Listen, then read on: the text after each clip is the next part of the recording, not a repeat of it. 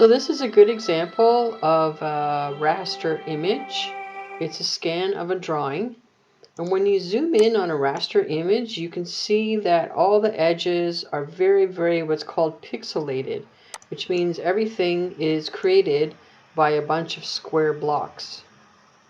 In contrast, a vector image is created using mathematical points. So when you zoom in on a vector image, everything is going to be nice and crisp and clear.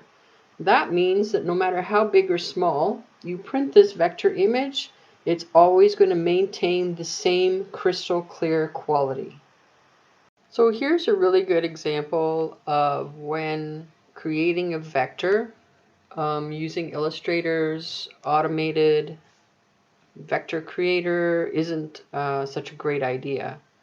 So this one here, it looks like it's fairly straightforward. I've actually already recreated the letters. I wasn't able to find a free font that matches these. So sometimes it's just easier, rather than spending 2 hours trying to find a font. It actually only took me like half an hour to redraw all of these. So you can see here, each of these are now vector. If we come back out, what I want to do next is this house here, and I'm going to show you what it would look like if I just did a vector trace of this.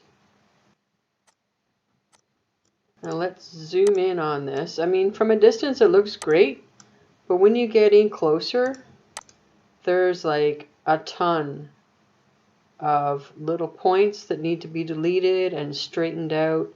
It's going to take me hours to do something like that, to fix that.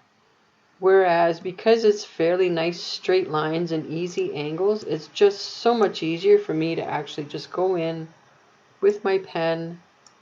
I've got my pen tool, and I'm going to zoom right in here, and we're going to draw. I'm going to draw all the green areas first, and then I can go back in and draw all the black areas. So that's our first shape. And I'm using, when I draw something, I don't use the same color as what's on the screen, otherwise I can't see what I'm doing. So I like to use a color that is a contrast, so I can see exactly what I'm doing here. It's just a simple triangle. This one here has a bit of an arch to it. So this is the kind of thing that graphic designers end up having to do quite often, especially when their clients don't have the vector copy of their logo.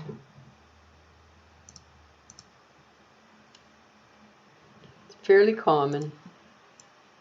I'm going to go over here and I'm just going to make this point a little bit thicker.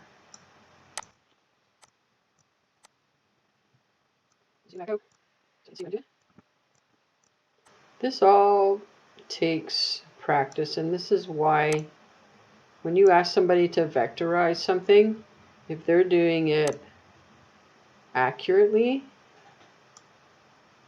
it should have nice smooth lines and smooth curves. You can tell if they've used a program and charged you whatever they've charged you for, or if they've actually gone in and physically redrawn that image for you. So if they've done it with some skill, you'll be able to see the difference.